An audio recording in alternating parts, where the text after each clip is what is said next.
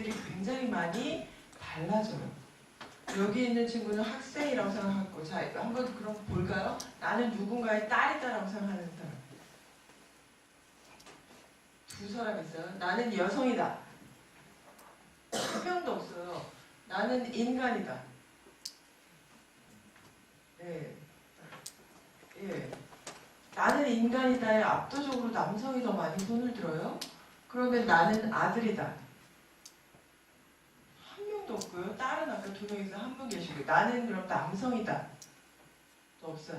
여러분들은 어쨌든 내가 남성이거나 여성으로 불리는 건 별로 좋지 않아요. 그죠? 인간으로 불리는 게 좋아요. 근데 딸이거나 누군가의 아들이거나 이것도 별로 생각하지 않죠.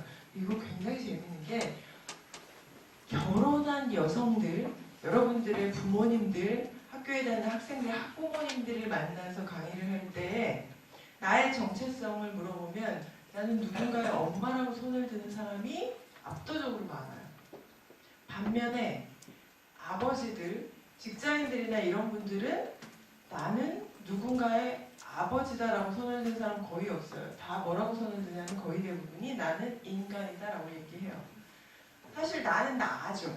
여러분들은 나는 나이고 나 안에 여성이기도 하고 남성이기도 하고 누군가의 아버지이기도 하고 딸이기도 하고 뭐 누군가의 아들이기도 하고 이런 다양한 것들이 섞여 있는데 여성과 남성에게 좀 다른 잣대로 중요한 것들을 결정하는 요소들이 있어요. 그것이 지금은 여러분들은 사실은 나는 여성임을 여성이어서 불편하고 여성이라는 것 때문에 남성과 다른 차이가 있거나 차별이 있거나 이런 것들에 대해서 생각하고 싶지 않더라도 어쩔 수 없이 느껴지는 것들이 있죠. 근데 심지어는 아까 말씀드린 것처럼 결혼해서 자녀를 출산하면 많은 여성들은 직장을 갖고 있음에도 불구하고 자기 자신을 뭘로 규정해요? 제일 첫 번째로 규정하는 게 엄마로 규정해요. 그럼 아이를 낳는 건 결혼해서 아빠와 엄마가 같이 낳는데 굳이 왜 아빠에게는 나의 정체성이 아버지가 아닌데 여성에게는 나의 정체성이 엄마일까요? 자기의 정체성을 제일 먼저 규정하는 요인들은 주로 이 사람의 삶에 있어서 가장 많은 부분을 차지하고 있고 생각할 때 나타나요. 아까 어떤 친구가 난 학생이에요 라고 얘기한 거죠. 여러분들은 지금 대학생이기 때문에 누군가의 딸이거나 아들이기보다는 학생이거나 인간이거나 취업을 준비하는 사람일 때가 많죠. 이렇게 차이와 성 역할들이 아주 오래전부터 있었다고 말하죠. 여러분들은 남성과 여성의 대표적인 차이가 뭐라고 생각하세요? 학생은 남자와 여자는 다르다고 생각해요? 생물학적 차이. 그 중에 어떤 게 가장 큰 차이라고? 내가 생각하기엔 남자하고 여자는 이거는 진짜 다른 것 같아요. 혹시 있어요? 생물학적 차이에 의한 성기에 대한 차이. 자, 이 그림을 보면 우리는 누가 여자고 누가 남자인지 딱 알겠죠? 그렇죠? 제가 지금 강의를 하고 있는데 제가 저의 성 정체성이 여성인지 남성인지 딱 아시겠죠?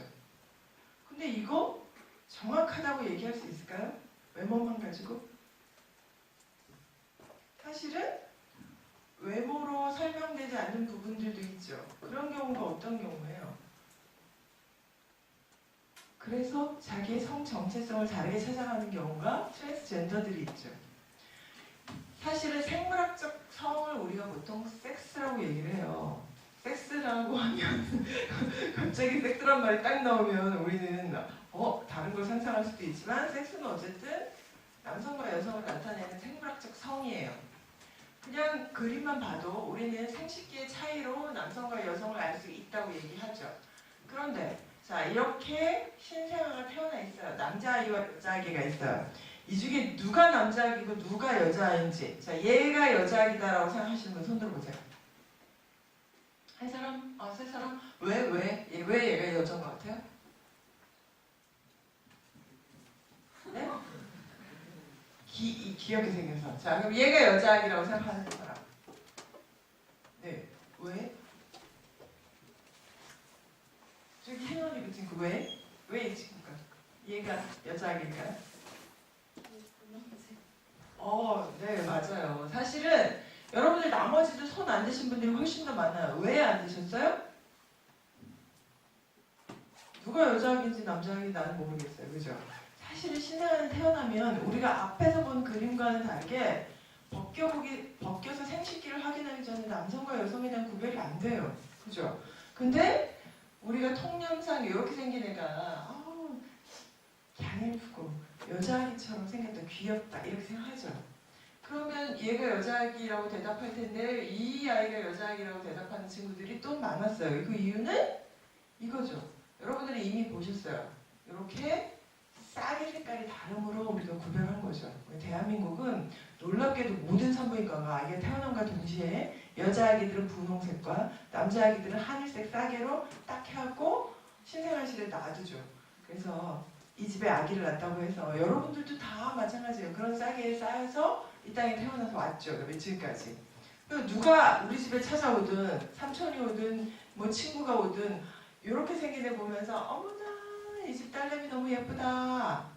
이런 아기가 딸이라고 했을 때 우와 그놈 잘생겼네 장군감네 이런 실수하지 말라고 다 구별을 해줘요. 이렇게 사실은 우리가 알잖아요. 여러분들이 얘기했듯이 신생아는 사실은 생물학적으로도 성기를 확인하기 전까지 외형에서의 차이가 없음에도 불구하고 우리는 뭘로? 사회적인 약속 같은 걸로 색깔로도 구별을 이미 해요. 그리고 이 아기들의 머릿속에는 그러면 남자는 씩씩해야 되고 울지 않아야 되고 이런 것들이 태어날 때부터 갖고 태어날까요? 그러지 않겠죠. 여자 아기들은 태어날 때부터 분홍색을 좋아하도록 머리가 길도록 힘이 약한 것이 예쁜 것인 것처럼 이렇게 알고 태어나는 것이 아니라 태어날 때는 아무것도 없는 생각주머니 빈 것에 결국은 뭐가 채워지는 거예요. 우리가 자라면서 끊임없이 부모로부터 사회로부터 매스컴이나 언론으로부터 아니면 또 이렇게 교육을 통해서 다양한 나에게 역할들을 요구받게 되죠. 그래서 우리는 보통 남성은 이성적이고 정신적이고 뭐 이렇게 얘기를 하고 여성은 이렇다고 얘기를 해요. 여러분들은 이게 맞다고 생각하세요? 남자가 훨씬 더 이성적이지 여자는 좀 더 감정적이지 그래요? 지금은 아니라고 생각하지만 사실은 우리가 만나는 우리가 보는 드라마 속에서는 여전히 여성은 조금 더 감성적이고 남성이 훨씬 더 이성적으로 그려져요. 사실은 이렇게 말로만 단어로만 얘기해놓으면 우리가 관계가 크게 없는 것 같지만 사실 우리가 매일같이 접하는 드라마나 영화나 광고에서는 이 얘기들을 거의 대부분 따르고 있죠. 그러면서 과학이라는 이름으로 뇌의 구조를 설명해요. 여성과 남성의 뇌는 다르게 생겼다. 그러면서 또 이런 얘기를 하죠. 여성들은 그물망 구조를 갖고 있어서 한 번에 동시에 여러 가지 일을 할 수 있는 뇌 구조를 갖고 있고 또 남자들은 반면에 한 가지에만 집중할 수 있는 뇌를 가지고 있다라고 얘기를 하죠. 그 여러분들 중에 지금 핸드폰을 보고 있는 친구는 제 강의를 남성들은 특히나 하나도 안 듣는다고 얘기를 하는 거예요. 실제로 여성들은 그 이유 때문에 아이를 돌보는데 훨씬 더 적합하다고 얘기해요. 그물망 구조를 갖고 있어서 엄마들은 설거지를 하다가 텔레비 소리도 듣고 아이가 우는 소리도 듣고 빨리 달려와서 이런 것들을 멀티하게 다 처리를 하는데 아빠들에게 아이를 맡기면 어떻게 한다? 텔레비전 보는데 텔레비전에 집중해서 애가 울거나 뭘 해도 하나도 모른다. 뭐 이런 식의 것들도 얘기를 하고 있죠. 그뿐만 아니라 뭐예요? 남성과 여성이 연애를 하는 과정에 있어서도 이런 얘기들은 우리에게 뭘로 작동해요? 그러니까 여자는 뭘 하면 좋아해? 칭찬을 하면 좋아하고 여자들은 마음을 움직여줘야 돼. 감성적으로. 뭐 이런 얘기들 하고 남자들은 대신 어떻게 해? 그래서 사귈 때 여자친구가 응? 난 이게 힘들고 오늘 어떤 교수님 만났는데 너무 뭐 이러는 거야. 그럴 때 남자들은 답을 주려고 하는데 답을 주지 말고 그랬구나. 똑같이 말을 반복하면서 하라고 이렇게 얘기를 하죠. 그런데 세상에 남성과 여성으로 설명될 수 있을까요? 이렇게 이 공간 안에 있는 여러분들도 남성과 여성이 벌써 이렇게 많은 숫자가 있는데 여기 앉아 있는 두 분은 남성이지만 똑같아요? 성격이 같아요? 좋아하는 게 같아요? 내가 느끼는 여자친구랑 연애를 하거나 누군가와 연애를 할 때 무엇을 할 때 좋은 것이 같을까요? 다르죠. 우리는 남성과 여성이라는 범주로 만들어서 그렇게 구별해서 남성에게 필요한 것과 여성에게 필요한 덕목들을 좀 나누고 있죠. 이게 일상에서뿐만 아니라 어디에서도 작동을 해요. 사실은 학교에서도 그리고 회사에서도 일하는 데에서도 여러분들에게 나도 모르게 남성적인 역할, 여성적인 역할들을 한국 사회에서는 요구하고 있어요. 그리고 그것이 바로 얘기하는 우리가 흔히 얘기하는 페미니즘에서 얘기하는 젠더라고 얘기하는 거죠. 그렇기 때문에 여성의 역할, 남성의 역할, 여성답다, 남성답다의 기준도 어느 시대인지 어느 사회인지에 따라서 매우 달라요. 그때그때 굉장히 필요하다고 누가 권력을 갖고 있는 사람들이 필요하다고 생각하는 것에 맞추고 있죠. 여러분들 아까 제가 처음에 말씀드렸죠. 여성에게 모성이 가장 중요한 것처럼 말하죠.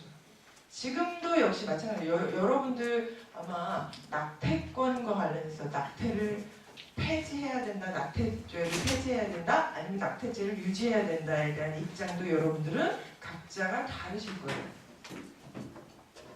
그런데 불과 3, 40년 전 제가 어렸을 때만 해도 대한민국의 구호는 이거였어요. 아들, 딸 구별 말고 둘만 낳아 잘 기르자. 둘도 많다, 하나만 낳아 잘 기르자. 뭐예요? 사실은 우리가 생각할 때 모성은 본능이고 여성이라면 누구나 다 아이를 낳아서 키우고 싶어 할 것이라고 가정하고 있죠. 그런데 국가는 편의에 의해서 어떨 때는 인구가 너무 많아지면 여성에게 뭘 시켜요? 피임을 하도록 해서 산하 제한이라는 걸 해요. 결국은 여성의 자궁을 내가 내 몸의 주인이라고 얘기하지만 누가 관리했던 거예요? 30년 전에 인구가 많을 때는 줄이라고 관리하고 지금은 저출산이 문제가 되니까 늘리라고 말하고 있는 거죠. 그래서 여러분들에게 끊임없이 뭘 해요? 결혼하라고 얘기해요. 지금은 공무원 사회에서는 실제로 아이를 많이 출산하는 사람에게 인센티브를 주어야 한다. 뭐 이런 얘기까지 있을 정도예요. 지금 2018년 21세기를 살아가면서도 아직도 아이와 관련해서 누구에게 권한이 없어요. 인간 개인에게 권한이 없죠. 그럼에도 불구하고 우리는 이야기할 때 대한민국에서는 여성을 얘기할 때 이렇게 남성과 여성의 각자의 고유성들이 있음에도 불구하고 우리는 뭐라고 얘기해요? 여성은 늘 통칭해서 싸잡아서 김치녀, 된장녀 또 뭐가 있죠? 요즘은 여자들은 늘 한 묶음으로 돌아다녀요. 남자를 이렇게 한 묶음으로 말하는 단어가 뭐가 있을까요? 여러분들 생각에. 남자를 된장남, 김치남 이렇게 부르지 않잖아요.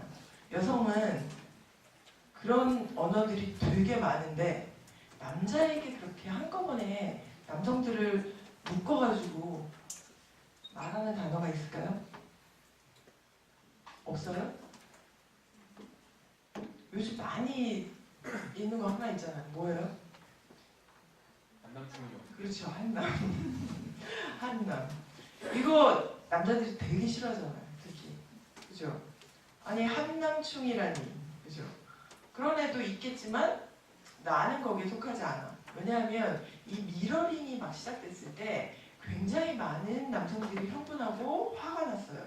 이유는 남자를 한꺼번에 묶어갖고 우리를 똑같은 사람 취급하는 거에 분노하는 거죠. 여성들은 어릴 때부터 늘 너무나 많이 여성을 한꺼번에 통칭해서 여성의 차이를 보지 않고 김치년이 된장년이 이렇게 비난받아왔기 때문에 똑같은 방식으로 미러링을 했는데 쟤네는 왜 이렇게 흥분해? 라고 생각하는 거죠. 그러니까 우리 사회에서 매는 인간을 뜻하기도 하지만 남성을 뜻하는 단어이기도 하죠. 그렇듯이 남성과 여성은 매우 다르게 이미 읽히고 있었어요. 그래서 이 흑인 여성은 이 여성의 이름이 소저너 트루스인데 이 여성의 이름이 원래 소저너 트루스는 아니고요. 흑인 노예 해방 운동을 하면서 자기의 이름을 바꾼 거예요. 그리고 뭐라고 얘기하냐면 이 여성은 그 큰 연설에서 그렇다면 나는 여성이 아닙니까? 라고 질문을 해요. 왜? 미국 사회에도 백인들에게 여성이라고 하면 어떻게 해요? 미국 하면 가장 먼저 떠오르는 게 기사도 정신이죠. 영국이나 미국 백인 사회에서 여성들은 늘 드레스를 입고 다니고 모든 문이나 이런 걸 열어주는 것도 다 남자들이 하고 이런다고 여성들에게 얘기하죠. 그런데 그런 여성은 아주 한정되어 있는 여성들이었어요. 어떤 여성들? 귀족 계급을 갖고 있는 여성들이었죠. 그 시대에도 노예 계급이거나 아니면 농노 계급인 경우에는 사실은 굉장히 다른 역할을 하고 있었어요. 여성답다, 뭐 여성은 이래야 한다와는 관계없는. 그래서 이 그녀가 뭐라고 얘기해요? 저기 남성이 말하는군요. 여성은 탈 것으로 모셔다 드려야 하고 또라는 안아서 건너도록 해야 하고 어디에서나 최고의 좋은 자리를 드려야 한다고 말하는데 아무도 나한테는 그렇게 말하지 않는다고 얘기를 해요. 그럼 나는 여성이 아닙니까? 라고 질문하고 있는 거예요. 여성의 차이에 대해서 얘기했던 거죠. 이 여성은 사실은 13명의 아이를 낳았고 그 아이들은 모두가 노예로 팔리는 걸 지켜봤고 그리고 남성들보다도 더 많이 열심히 엄청나게 일을 해서 먹고 살아야 했다라는 것을 얘기해요. 그럼에도 불구하고 나는 누구라고? 여성이라고 말하고 있는 거죠. 그래서 사실은 여성이라고 하는 것이 우리가 얼마나 필요에 의해서 여성이 들어왔다가 여성이 아니었다가 하는가에 대한 명료한 그 연설이라고 얘기하고 있는 거예요. 그래서 아까 제가 처음에도 말씀드렸듯이 여성의 출산과 관련해서도 국가 그리고 권력을 가지고 있는 사람들은 그때그때 필요에 따라서 바꾸어 간다는 것이죠. 그리고 마치 그것을 뭐인 것처럼 원래부터 타고난 본능인 것처럼 말하고 있죠. 여러분들 우리에게는 진짜 이런 것들이 없나 나한테는 여성성이 강요되는 것이 없나를 한번 그냥 영상으로 한번 보도록 하겠습니다.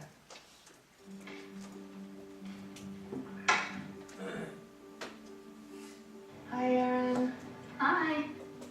Okay, so I'm going to just give you some actions to do, and just do the first thing that comes to mind. Show me what it looks like to run like a girl. 여자애처럼 달리라고 주문해.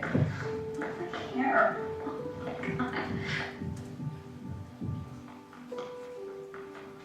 Show me what it looks like to fight like a girl. 이번에 여자애같이 싸우라고.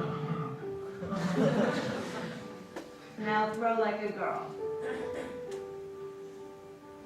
Aw. My name is Dakota, and I'm 10 이번에는 years old. 어린 여자. Show me what it looks like to run like a girl. Throw like a girl. Fight like a girl. What does it mean to you when I say run like a girl? It means run fast as you can.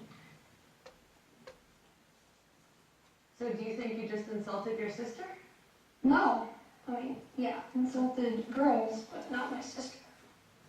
Is like a girl a good thing? Actually, I don't know what it really, if it's a bad thing or a good thing. It sounds like a bad thing. It sounds like you're trying to humiliate someone. So when they're in that vulnerable time between 10 and 12, how do you think it affects them when somebody uses like a girl as an insult? I think it definitely drops their self-confidence and really puts them down because during that time, they're already trying to figure themselves out. And when somebody says you hit like a girl, it's like, well, what does that mean? Because they think they're a strong person. It's kind of like telling them that they're weak and they're not as good as them. And what advice do you have to young girls who are told they run like a girl, kick like a girl, hit like a girl, swim like a girl? Keep doing it because it's working. If somebody else says that running like a girl or kicking like a girl or shooting like a girl is something that you shouldn't be doing, that's their problem. Because if you're still scoring and you're still getting to the ball in time and you're still being first, you're doing it right. It doesn't matter what they say. I mean, yes, I kick like a girl and I swim like a girl and I walk like a girl and I wake up in the morning like a girl because I am a girl. And that's not something that I should be ashamed of. So I'm going to do it anyway. That's what they should do. If I asked you to run like a girl now, would you do it differently? I would run like myself. Would you like a chance to read it?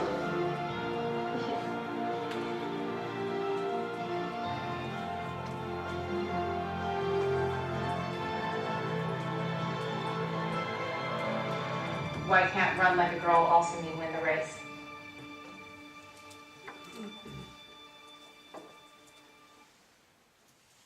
여러분, 이 광고는 여러분들이 사용하고 있는 생리대인 위스퍼를 만드는 회사에서 만든 광고예요. 여기서 하고 있는 건 뭐죠? 질문을 하고 있어요. 질문. 딱 하나. 우리 사회에서 여자라는 것이 어떻게 일으키고 있는가에 대한 질문을 그냥 10대 후반의 여성들과 남성들, 그리고 아예 10대 초반의 어린 여성과 남성에게 질문을 해요. 그랬을 때 굉장히 다른 반응을 보이죠. 제가 처음에 말씀드렸던 것처럼 인간은 처음에 태어날 때 내가 여성이라는 이유로 남성이라는 이유로 어떤 성별 고정관념들을 가지고 태어난 것은 아닌데 어느 시기부터 여성답다 남성답다라는 구별을 만들고 그것에 맞추어서 행동하려고 하더라 라는 것을 확인한 거죠. 그래서 뭘 하라고 하는 거예요? 여자답다 남자답다가 아니라 그냥 너답게 사회에 살고 있는 모든 인간을 여성과 남성으로 구별하지 말고 그냥 개별적 인간의 독특함들 그리고 그가 가지고 있는 성질들을 인정하자라는 얘기죠.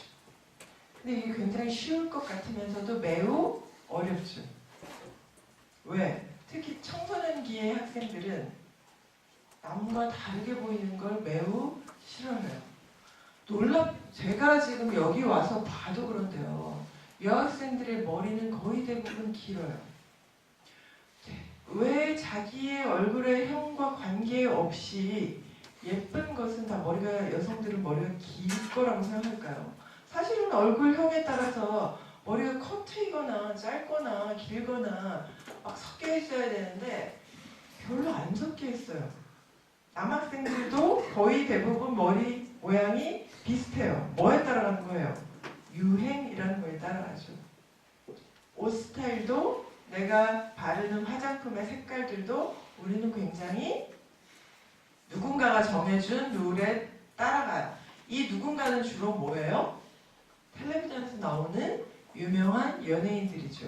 이 유명한 연예인들을 또 누가 정해줘요? 결국은 대기업에서 우리가 요번에 팔고자 하는 상품들을 입히고 칠하고 머리 모양으로 해서 하고 있는 거죠. 그러니까 나는 독특하고 나는 나로서 고유하고 나는 나로서 잘 살고 있어 라고 생각하지만 우리는 사회 속에서 구성원으로 살면서 나도 모르게 이 사회에서 요구하는 것들을 그 역할을 수행하면서 살고 있기도 해요. 사실은 그런 부분에 있어서 여러분들은 졸업하고 뭘 하고 싶으세요? 내가 가장 선호하는 직업, 여러분들은 다 졸업하면 취업을 하고 싶죠. 취업할 때 여러분들도 공무원이 되고 싶으세요? 대한민국은 지금 25만 명이 공무원 시험을 준비해요. 이제는 그 가장 좋은 직업이 의사나 변호사가 아니고 공무원이 되어버렸어요. 나의 꿈이나 내가 하고 싶은 것, 내가 잘하는 것을 찾아갈 것 같지만 사실은 그렇지 않아요. 왜? 대한민국 사회에서 안정적으로 살려면 어떤 직업이 좋은지 알고 있는 거죠. 그리고 그 안에 들어가면 또 그 안에서 나에게 요구하는 역할들을 맞춰서 살게 되어 있죠. 사실은 이렇게 규범에 따라서 우리는 인간을 구별하고 그리고 그들에게 필요한 역할들을 이야기하고 있습니다. 그때 여성과 남성의 차이를 만들어내고 여성에게 모성이 굉장히 중요하다라고 얘기하는 것들은 정말 원래부터 그랬을까요? 여러분들 제가 아까 예를 들었었죠. 영국 시대, 영국의 백인 사회, 미국의 백인 사회. 이때의 여성들은 시계를 쫙 거꾸로 돌려서 왕이 있고 귀족이 있고 그 다음에 봉건 영주가 있는 시대로 한번 가볼까요? 그 시대의 아기는 누가 키웠을까요? 그 시대에는 모든 남성과 여성이 다 결혼을 했을까요? 여러분들 제가 강의를 들어오기 전에 그 교수님한테 얘기를 들었을 때는 여기 있는 친구들이 사회학과 친구들보다 훨씬 더 수준이 높다고 얘기하셨어요. 이건 그냥 우리가 흔히 대학교 들어오려고 수능시험 볼 때 보잖아요. 자, 농노가 있던 시대, 봉건 영주 시대에 모든 사람들이 결혼을 했을까요? 결혼을 하지 않았어요. 누가 주로 결혼을 해요? 귀족이나 영주만 결혼을 해요. 그리고 우리 이 같은 영토 안에 영주가 가지고 있는 이 땅 안에 살고 있는 사람들은 이 안에서 모두가 그냥 함께 먹고 살죠. 누구로? 농노 생활을 하죠. 그런데 여기서 아이를 출산하기도 해요.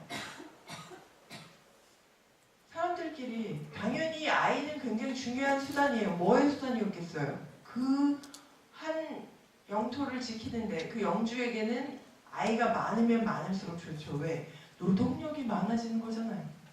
그런데 이건 한 집안을 만들어서 엄마가 있고 아빠가 있고 그리고 아빠는 일하러 나가고 엄마는 집에서 아이를 보고 살림을 하고 뭐 가사노동을 하고 이런 시대가 아니었죠. 그때는 어떻게 해요? 모두가 농사를 지었기 때문에 아침에 일어나면 공동 식당에 가서 밥을 먹고 모두가 같이 일을 하러 가고 또 수확한 걸 가지고 또 팔러 가고 이런 일들을 했어요. 그래서 결혼 제도가 언제부터 이렇게 생겼냐라고 얘기하면 사실은 자본주의와 함께 시작됐다고 얘기를 해요. 여러분들 우리가 생각하는 그 결혼을 하는 귀족들은 우리나라 조선시대의 왕이나 왕족이나 양반을 생각해봐도 알죠. 결혼해서 아이를 낳아요. 아이는 누가 키워요? 소는 누가 키우는 게 아니라 아이는 누가 키웠어요? 유모가 키웠죠. 다. 종들이 키워요. 엄마는 뭐 해요? 영화 보면 알잖아요. 엄마들은 뭐 해요? 술을 놓거나 영국 영화를 보면 베르사유의 장미 이런 거 보면 아시겠지만 모여서 파티하고 놀아요. 다 가사노동은 다 누가 해요? 이렇게 분리되어 있어요. 그런데 이게 근대 시민사회가 생기면서 어떻게 바뀌어요? 이제 계급이 바뀌기 시작하는 거예요. 뭐가 필요해진 거예요? 예전에는 부를 누가 독점했어요? 왕과 귀족이 독점했다면 새로운 자본가 계급이 생기죠. 산업이 발달하기 시작하면서 뭐가 생긴 거예요? 시민 계급이라는 게 생겨요. 그리고 그들이 결국 뭘 일으킨 거예요? 프랑스의 시민혁명을 만들어요. 결국은 뭘 한 거죠? 우리에게 필요한 것은 일자리고 일자리임과 동시에 내가 자본을 가진 공장을 운영해요. 예전에는 집 안에서 농사를 지었다면 이제 새로운 시민 계급 중에 자산을 가지고 있는 사람들은 공장을 만들어서 뭘 했어요? 영국이 뭘로 부자가 돼요?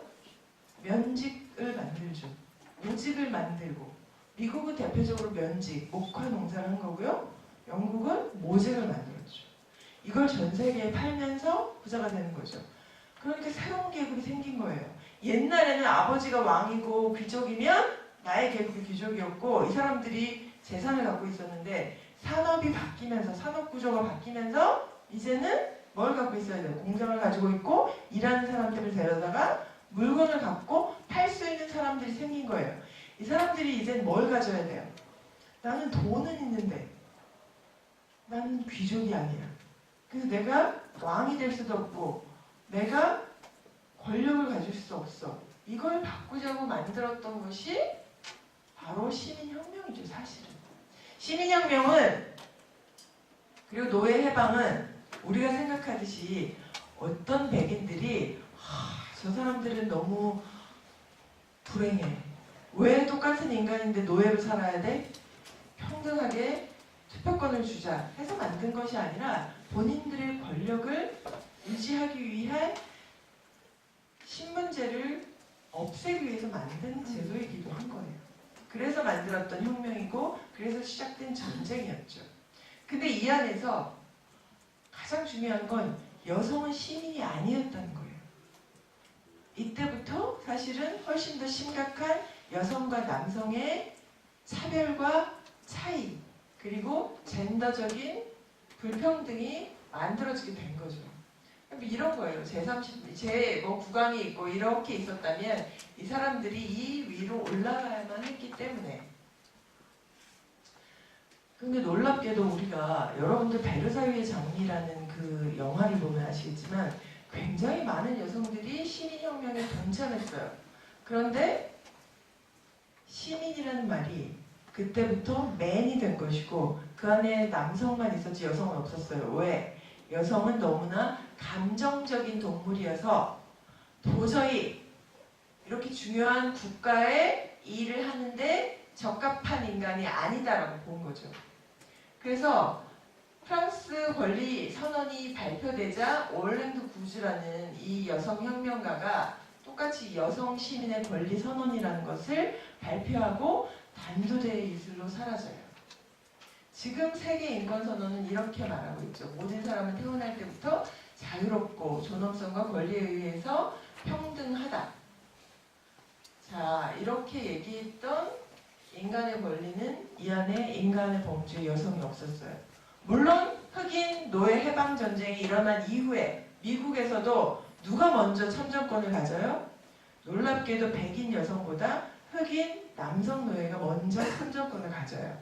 그러니까 너무나 오랫동안 열심히 여성들은 그 역사를 바꾸는데 일조를 했지만 결국은 뭘 해야 돼요?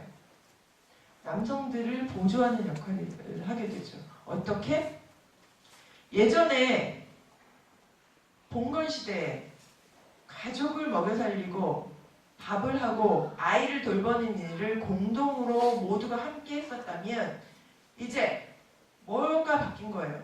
예전에는 그래서 아침에 일어나서 회사에 일하러 가고 아침 먹는 시간, 점심 먹는 시간, 저녁 먹는 시간이 따로 있고 퇴근 시간이 있는 삶을 살지 않았어요. 근데 공장이라는 것이 생기면서 뭘 바뀐 거예요? 남자들은 아침에 일어나서 출근을 해야 돼요. 그리고 뭘 해요? 일을 하고 뭘 받아오고 와요? 여러분들이 회사에 취직해서 빨리 벌고 싶은 그 임금을 받고 오죠. 임금 노동자가 된 거예요. 그런데 그러려면 이것을 유지하기 위해서는 뭐가 필요해요? 옛날에는 영주가 이것을 다 했죠. 먹여 살리는 것을. 근데 가사노동과 육아, 재생산에 대한 부분을 누구에게 준 거예요, 이제? 결혼해서 여성들에게 하라고 한 거죠. 그래야 남성들이 밖에 나가서 일을 할 수 있으니까. 대신에 그걸 어떻게 규정한 거예요? 이건 사랑이잖아.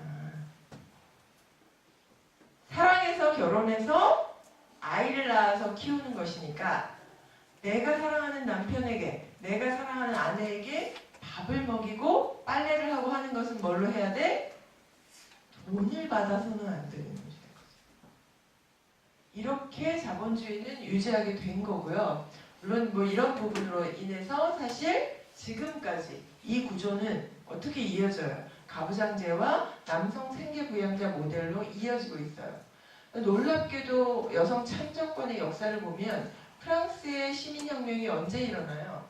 1789년에 일어나죠. 프랑스의 시민혁명 이후에 여성이 참정권을 갖는 데는 이렇게 오랜 시간이 걸려요. 프랑스가 우리는 굉장히 평등한 사회라고 알고 있지만 여성이 아직 여전히 차별적인 나라, 우리나라보다 불과 3년? 2년 빨라요. 2년. 가장 빨랐던 나라 뉴질랜드, 사우디아라비아는 2015년에 참정권을 얻어요. 우리는 여러분들은 이번 지방선거에서 투표하셨어요? 투표하셨어요? 투표 한 표의 권리가 얼마나 소중한지 우리는 잘 몰라요. 왜? 우리는 해방과 동시에 독일과 일본의 헌법을 가져다가 그대로 만들면서 여성에게도 참정권이 처음부터 있었어요. 그런데 외국 같으면 이렇게 참정권을 하나 얻기 위해서 굉장히 많은 여성들이 죽음 앞에서 무릅쓰고 싸웠던 것이 있어요. 이게 여러분들이 봤었던 영화죠. 핑터포트. 여성이 단두대에 오를 권리가 있다면 의정 단상에도 오를 권리가 있다라는 말을 아까 올랭프 구주라는 사람이 그 여성 인권 선언을 하고 단두대 이수로 사라졌었고요. 뭐 영국에서는 이렇게 달려오는 여기에 왕이 온다는 소식을 듣고 이 여성 운동가가 여성에게도 참정권을 이라는 그 플랜카드를 가슴에 달고 달려오는 말 앞에 가서 부딪혀서 죽어요. 이런 일들을 해서 겨우겨우 미국 여성들의 참정권 시위. 그래서 사실은 외국은 이렇게 집회에 여성의 얼굴들은 어떤 사람들이 들어가 있냐면 우리처럼 심사임당이라고 하는 현모양처의 역할로 둔갑한 그런 여성이 들어가 있는 것이 아니라 실제 여성들의 평등과 참정권을 위해서 싸운 사람들의 얼굴이 집회에 들어가 있죠. 그러니까 우리가 느끼는 참정권과 이 외국에서 이런 실제적인 싸움을 했던 여성운동을 했었던 나라의 여성들이 느끼는 참정권은 매우 달라요. 이렇게 해서 지금은 2015년 사우디아라비아는 세상에 이렇게 얼굴을 다 가리고 어떻게 판단해서 찍을 수 있을까? 저도 이제 선거에 나가봤잖아요. 얼굴을 다 드러내고 어떻게 해서든지 내 얼굴을 알리는 게 가장 중요한데 이렇게 하고 찍어요. 이게 얼굴 없는 후보라고 해서 사우디 여성 후보. 사실은 죽음을 불사한 일이었죠. 사우디는 여전히 여성에게 아직도 운전면허를 취득할 수 있는 자격을 주지 않아요. 21세기에 살고 있는 우리에게도 내가 어느 나라에 사느냐에 따라서 여성과 남성의 지위와 역할은 이렇게 다르죠. 이제 제 이야기를 잠깐 하고 다시 질문으로 가보도록 하겠습니다. 선생님들, 저는 여러분들에게 아까 보여드린 여성과 남성에 대한 이야기, 제가 여성운동을 했잖아요. 지금은 도의원이긴 하지만 제가 여성운동을 한 시기가 한 20년 가까이 되네요. 한국여성민우회의 그 원주지역의 원주지부의 공동대표를 시작으로 강원여성연대, 그 다음에 한국성인재산 네트워크, 그리고 여러분들이 아까 말씀하셨던 미투와 관련한 4대 폭력과 관련한 강의를 전국에서 하고 다니고 여성 정책과 관련한 강의를 계속 해왔어요. 그것 때문에 저는 사실은 그 비례대표로 영입돼서 지금은 의원 활동하고 있는 거죠. 근데 제가 이런 활동을 하기 시작한 것은 사실은 저는 그냥 아주 평범한 집안에 둘째 딸로 태어나서 그냥 예쁜 게 좋은 거라고 생각하고, 어쩌면 제가 대학교 1학년 때 80년 광주 항쟁을 만나지 않았다면 미스 코리아에도 나가지 않았었을까라고 생각할 만한 그냥 그렇게 평범한 사춘기를 지나서 대학교 1학년에 입학을 해요. 제가 대학교 1학년에 입학을 한 게 1985년이에요. 이미 광주 항쟁은 지난 후죠. 제가 고등학교 때, 중학교 때 광주를 텔레비전에서 봤을 때에는 진짜로 북한에서 누가 내려와서, 여러분들 광주 기억하세요? 여러분들은 뭘로 기억해요? 영화로 기억하시죠? 요즘 나온 영화들로, 그죠? 근데 저는 우리 때는 영화도 나오지 않았었죠. 광주도 말하면 안 되는 거였고, 내가 어렸을 때 봤던 드라마, 뉴스에서 나올 때는 저 북에서 폭도들이 내려와서 광주 시민들을 선동해서 우리나라를 정복하려고 하는 나쁜 일이었던 거예요. 그래서 제가 대학교 1학년에 입학해서 광주 사건을 담았던 그 외국인 기자가 사진 찍어서 택시 기사인가요? 택시 운전사, 그 영화에 나왔던 딱 똑같은 거예요. 그분들이 찍었던 것들을 다큐멘터리로 만들어서 몰래 상영을 했었어요. 대학의 어딘가에서 저는 이제 성당에 저는 인천 출신인데 인천 가톨릭 회관에서 그걸 상영해 주는 것을 보게 된 거예요. 딱 1987의 연희 같은 거죠. 저는 그 다큐멘터리를 보고 충격을 너무 심하게 받았어요. 어떻게 대한민국의 군인들이 대한민국의 시민을 저렇게 무차별로 폭행을 가하고 발가벗겨서 막 때리고 엄청나게 많은 사람이 죽었거든요. 이게 다 지금 죽어서 광주에 겨우겨우 시신만 수습해하고 있는 장면들이에요. 이게 민주주의 국가인 대한민국에서 일어날 수 있는 일이라고 저는 믿을 수가 없었어요. 이때부터 제 인생은 확 바뀝니다. 그때부터 저는 여러분들처럼 이런 강의실이 아니라 저의 학교 생활은 거의 그 아스팔트 위에서 있었어요. 그 당시에 이제 학생운동을 했죠. 이런 것들이 막 제가 이렇게 막 다 오죠. 그러면서 제가 이렇게 저는 그래서 사실은 대학교 1학년 때부터는 머리를 짧게 자르고 커트머리에 청바지만 항상 입으면서 길바닥에서 살았어요. 근데 80년대 학교를 다녔던 많은 대학생들은 사실 이렇게 하고 살았고요. 그 사람들이 결국 다 어디에 나왔어요? 지난 촛불 항쟁 때 거기에 모였던 사람들이 사실은 그때 여러분들의 엄마 아빠 세대들이 굉장히 많이 있었죠. 그러면서 저는 인생의 두 사람을 만나죠. 김대중 대통령과 노무현 대통령을 만납니다. 저에게는 사실은 학생운동을 할 때까지만 해도 그래서 중요한 건 뭐였겠어요? 여성이 아니라 대한민국의 민주주의였어요. 민주주의가 가장 중요했죠. 독재를 타도해야 되고 모든 사람들이 자기가 가지고 있는 권리들을 자유롭게 국가보안법에 걸리지 않고 살 수 있는 민주적인 나라를 만들어야 한다고 생각했어요. 근데 어느새 정권이 바뀌잖아요. 김영삼 대통령으로 김대중 대통령으로 뭐 이렇게 바뀌니까 민주주의는 어느 정도 된 것 같아요. 그리고 저도 결혼이라는 걸 했어요. 결혼하기 전까지는 제가 여성으로 살면서 굉장한 차별을 받고 있다라고 별로 느끼지 못했어요. 왜냐하면 여러분들도 아마 비슷할 거예요. 요즘은 부모님들이 아들과 딸을 그렇게 차별해서 키우지 않아요. 그리고 웬만하면 대학을 가요, 그죠? 자기가 공부만 열심히 하고 부모님이 어느 정도 학비만 대주시겠다고 하면 가죠. 그리고 여자라서 특별히 불편한 게 없었어요. 그런데 회사에 취업을 하고 결혼을 하니까 이건 완전히 달라지는 거예요. 첫 번째 경험. 제가 회사에 저는 첫 번째 직업은 영양사였습니다. 큰 회사의 구내식당의 영양사였죠. 영양사는 나름 전문직이잖아요.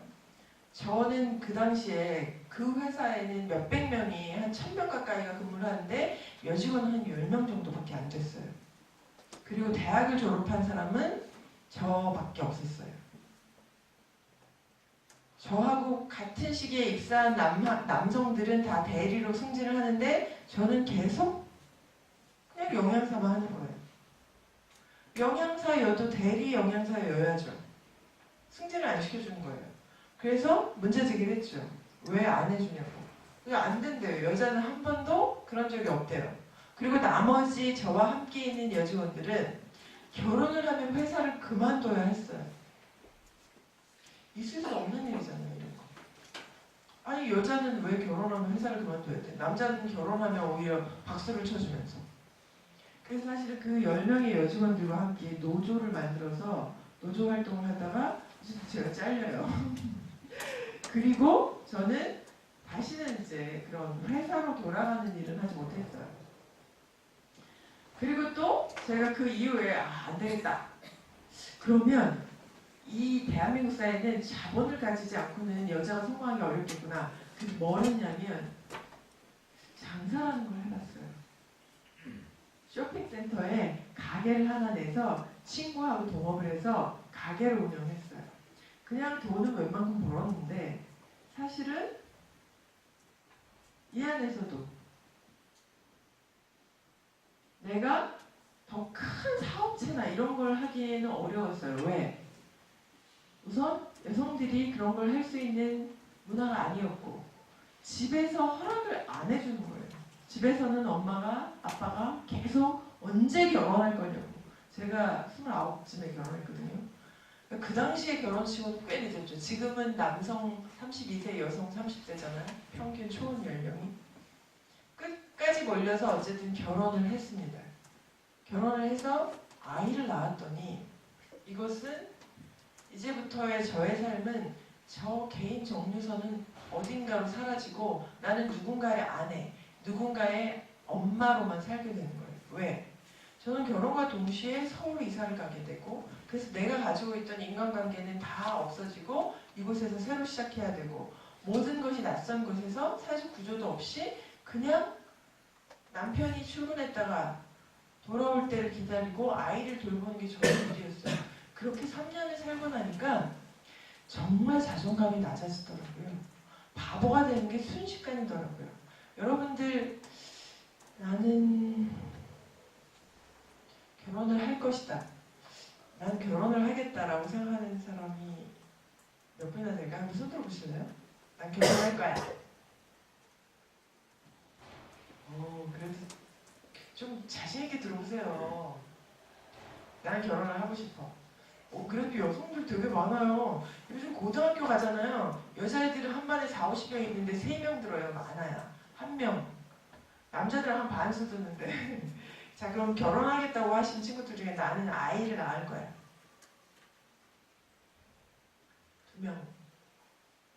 저기 3명. 남자분까지 다. 근데 남학생들도 결혼을 하거나 아이를 낳겠다고 안 하네요? 오히려 남학생들이 더 없는데요? 왜 안 하죠? 결혼한다고 손 안 드셨죠? 예. 불안함. 못할 것 같다. 그리고 되게 재밌는 게 지금 강원도 제가 조사를 했더니 강원도의 비혼율이 높아요. 그런데 비혼인 남성이든 여성이든 86%가 언젠가는 결혼을 할 거예요 라고 답변해요. 이런 거죠, 이런 거. 지금 다들 난 결혼하겠다고 자신있게 대답하지 않은 친구들 중에 나는 절대로 결혼 안 할 거야. 그럼 그렇게 물어볼까요? 절대로 결혼 안 하겠다. 한 분도 없잖아요.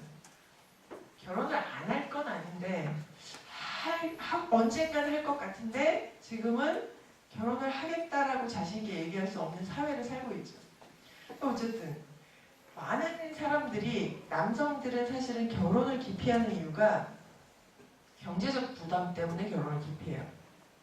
여성들은 조사에 의하면 그래요. 통계적인 조사에 의하면 여성들이 결혼을 하지 않으려고 하는 이유는 뭐예요?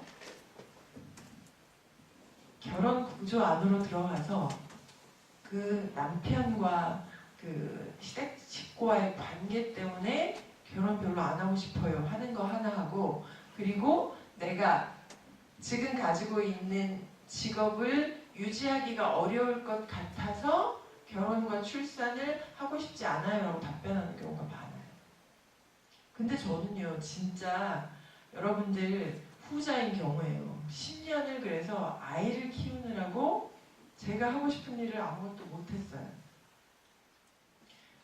제가 이제 강원도로 이사를 오게 된 것은 그 이후의 일이에요. 한 10년쯤 후에 제가 중요하게 생각했던 건 민주주의와 정의였는데 이런 것과 전혀 관계없이 살게 되죠. 그냥 그 당시에도 저는 계속해서 시민사회 단체 활동을 했었는데 원주로 이사를 오게 된 것은 사실은 제가 원주에 아무도 없잖아요. 저는 연고가 아무도 없었는데 남편 때문에 원주로 이사를 와요. 그리고 제가 결혼 초에 겪었던 3년 동안 제가 사회적 관계망도 없는 낯선 곳에 아무도 아는 사람도 제대로 없는 낯선 곳에 살면서 바보가 됐었던 기억이 있었기 때문에 뭘 했냐면 처음부터 계획을 하고 와요. 원주에 와서 오자마자 저는 이삿짐을 풀고 아이가 둘이 된 거예요. 그 사이에 한 아이를 유모차에 끌고 원주에 있는 여성민우회라는 단체에 가입을 하고 그 다음에 원주 생활협동조합에 물건을 주문하고 아이를 공동육아 어린이집에 보내요. 결국 나는 뭘 결심하고 온 거예요. 나는 아이 엄마지만 그래서 지금 일을 할 수는 없지만 뭘 하겠다. 사회적 인간으로 살겠다라는 결심을 하고 와서 이런 일들을 했어요. 쭉 저는 사실은 여기 2011년부터 나와 있지만 2000년에 이사 와서 2000년부터 사실은 봉사활동부터 시작해서 이런 일들을 계속 해옵니다. 그러면서 저는 어떤 운동에 주목한 거예요. 이제는 민주주의가 아니라 무엇이 중요하냐면 제가 함께 학생운동을 하고 시민사회운동을 했었던 동지들도 남자들은 어떠냐면요. 여성들의 삶에 대해서 별로 관심이 없어요. 그래, 야, 너가 애 키우느라고 이렇게 일을 못하는 건 좀 너무하지. 그러니까 남편한테 좀 시켜. 이런 말을 하는 선배나 이런 후배들은 없어요. 운동하던 친구들끼리 결혼을 했어도 똑같아요. 남자들은 여전히 시민단체에서 활동하고 노조에서 운동을 하지만 아내들은 다 뭘 해야 돼요? 그냥 집 안으로 들어갔어요. 그래서 제가 원주로 이사 오기 바로 전에는 지역에서, 인천 지역에서 그 결혼한 여성들, 전업주부로 아이를 키우는 여성들과 함께 항아리라는 모임을 만들어서 여성학 공부를 시작했어요. 그리고 원주에 이사 오게 되면서 원주에서는 바로 아예 시민단체 하나를 들어가서 활동을 시작하죠. 그러면서 저는 무엇이 더 중요하다고 본 거예요. 이제는 민주주의가 우선이 아니다. 여전히 남성들과 얘기를 하면 어떤 단체에 가서 얘기를 해도 여성의 문제는 늘 그건 나중에. 더 중요한 건 이거잖아. 지금도 마찬가지죠. 미투에 대한 얘기를 할 때 뭐라고 얘기해요? 지금 더 중요한 건 뭐라고 말해요? 평화라고 얘기하죠. 남북통일이라고 말하죠. 뭐 그걸 가지고 왜 남자와 여자가 이렇게 대결 구도를 가져가야 돼? 라고 말을 해요. 대결 구도를 가져가는 것이 아니라 차이가 차별을 불러왔다면 그 차별은 좀 없애면서 평등한 사회로 가자라고 얘기하는 것이에요. 평등한 사회를 만드는 것에 장애인의 평등은 되게 중요한데 여성과 남성의 평등은 나중에 해야 되는 일이다? 라고 생각하면 안 되는 거죠. 근데 이거 결국 누가 할 수밖에 없어요? 여성인 내가 할 수밖에 없다 라고 생각했죠. 더더군다나 저는 아이 둘을 낳았는데 둘이 다 딸이었어요. 그래서 훨씬 더 열심히 그 여성운동을 할 수밖에 없었죠.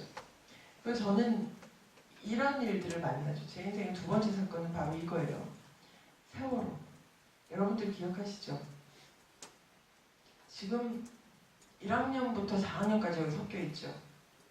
제 딸이, 큰딸이 대학교 3학년이에요.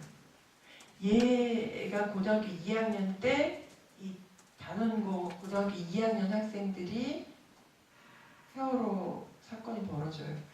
제 딸은요. 고2 때 그래서 한 달 내내 집에 가서 울었어요.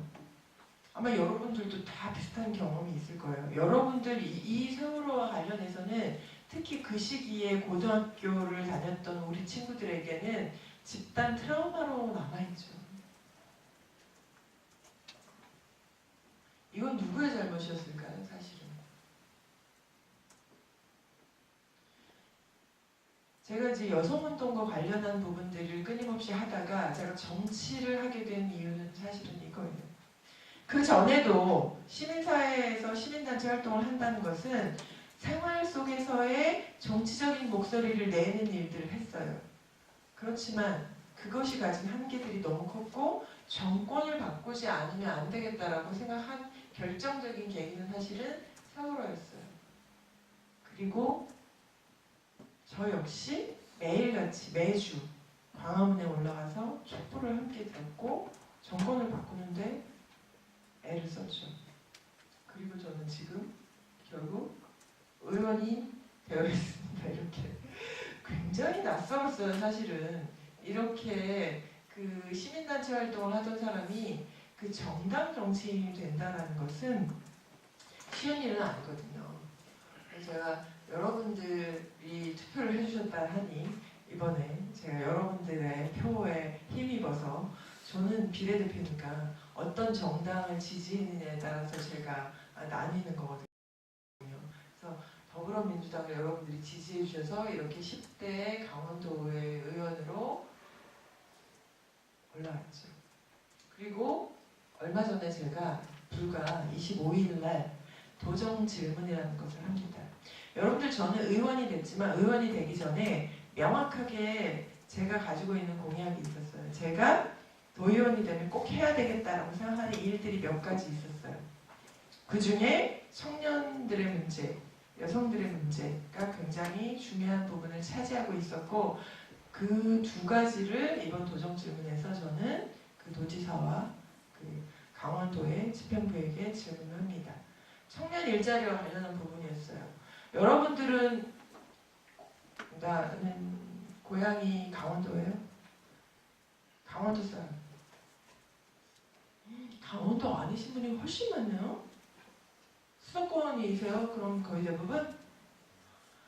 졸업하면 강원도에 살겠다. 정말 없잖아요. 강원도 왜 싫어요?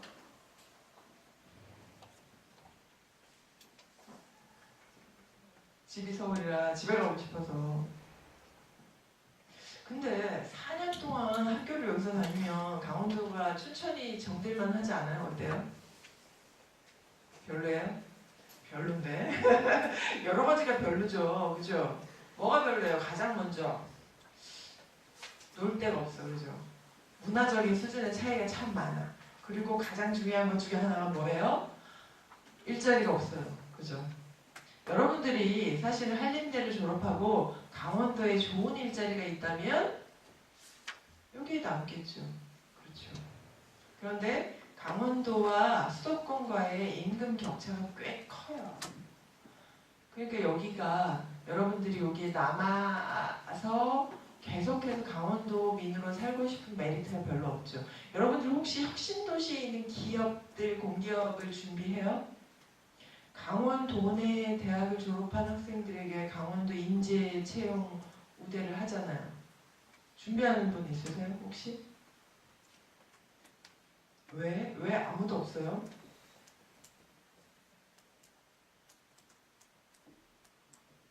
몰라서? 알고는 있으세요? 그런 제도가 있다는 건? 여러분들 혹시 다 이공계라 나는 그 공기업은 안 갈 거고 스타트업이나 이런 거 할 거예요? 이건 나중에 질문에 저희 이따 오픈 채팅방에 한번 해봐 주세요. 왜 제가 여러분들에게 질문한 거예요. 혁신도시에 공기업이 있는데 지금 올해부터 문재인 정부에서는 혁신도시 전국에 여러 개가 있잖아요. 혁신도시의 공기업에 지역 인재를 30% 이상 채용하겠다고 얘기해서 약속했거든요. 그러면 사실은 여러분들 전국에서 25만 명이 공시를 준비하는데 굉장히 좋은 직업이잖아요. 저는 딸들이 사실은 둘 다 서울로 대학을 가 있는데 얘네들은 일로 오고 싶어 하거든요. 마찬가지예요. 집이 강원도니까 사실 강원도에 가서 살고 싶어 해요. 강원도 애들은 또. 근데 얘네들한테는 혁신도시의 그 채용 우대의 적용 대상이 아니에요. 왜? 초중고를 강원도에서 졸업했어도 대학을 서울로 가면 얘네들은 못 와요. 여러분들은 초중고를 딴 데서 졸업했어도 강원도 내 대학을 졸업하면 인재 채용 우대에 해당돼요. 근데 여러분들이 생각하지 않는다면 몰라서이거나 아니면 가능성이 없어서이거나 둘 중에 하나겠죠. 제가 지금 자료 조사해보니까 10%대인데 11%. 근데 인원이 정말 몇 명인데 65명? 근데 이게 65명이 13개의 공공기관에 고르게 배치된 게 아니라 의료보험공단에서 한 군데서만 거의 50명 가까이를 채용했더라고요. 그러면 이 채용된 내용이 진짜 정규직으로 여러분들이 원하는 그런 자리인지는 좀 살펴볼 필요가 있죠. 그래서 저는 이번 도정 질문에 그런 것들을 얘기했어요. 강원도의 일자리를 제일 좋은 일자리로 지금 있는 일자리의 급여 수준을 좀 높여서 강원도의 젊은 청년들이 유출되지 않도록 다른 지역으로 자꾸만 이사가거나 하지 않도록 하자. 그리고 여성 문제와 관련해서도 얘기를 했었죠. 그래서 저는 지금까지는 이런 일들을 하고 있고요. 여러분들 저한테는 미투는 매우 중요해요. 그래서 미투와 관련해서도 저는 앞으로도 목소리를 낼 것이고 강원도가 여자 혼자서도 여행을 하기에도 혼자 살기에도 안전한 사회를 만들려고 노력을 할 거고 그것을 하기 위해서 지금 의원으로서의 역할을 하고 있습니다. 제가 이제 5분 정도 남았기 때문에 미투 얘기는 잠깐 하고 이제 우리가 함께 이야기하는 시간을 갖도록 하겠습니다. 미투 이후에 달라진 건 굉장히 중요한 건 이거예요. 사실 가만히 있지 않겠다. 이 가만히 있지 않겠다는 언제부터 시작됐어요? 여러분들 강남역 살인사건 기억하세요? 강남역 살인사건이 여성운동계에서는 엄청난 분기령이라고 분기점으로 봐요. 이 사건 자체를. 여성들이 20, 30대 여성들이 확 달라졌어요. 그 전까지는 여성운동을 누가 끌고 갔냐면 큰 메이저급의 여성 단체들이 끌고 가는 면들이 있었어요.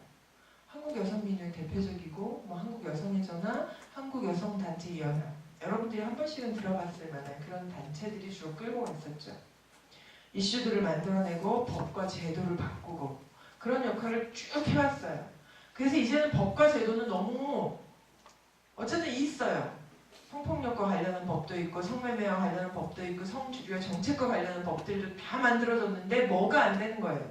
현실에서 제대로 적용되지 않는 부분들이 있었는데 일상에서 벌어지는 성폭력이라든가 여성 혐오 범죄에 대해서 국가에서 적극 대응을 안 하는 거예요.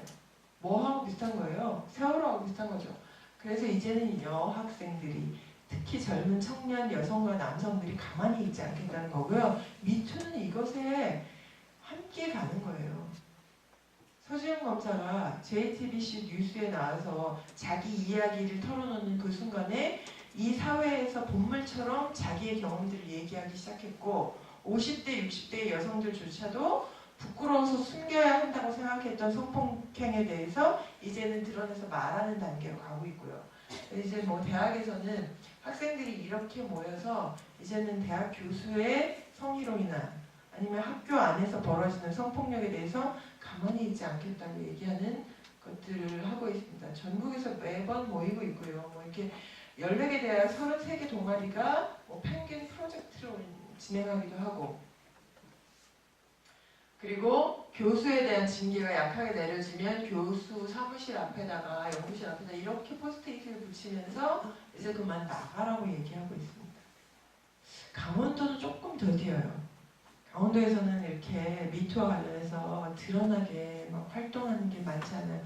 사실 한림대가 아니라 그 한림 성심대나 그 병원에서 간호학과 학생들한테 시켰던 일들, 이런 일들에 대해서도 굉장히 크게 이슈가 되지는 않았었던 부분이 있는데 저는 그래서 요런 것과 관련해서 지난 5월에 원주 지역의 청년들하고 청바지 포럼에서 미투 문제를 우리 강원도에서 생각해보는 미투라는 주제로 청바지 포럼을 진행했었고요. 이제는 여성들이 낙태에 대해서도 문제 제기를 하고 있죠.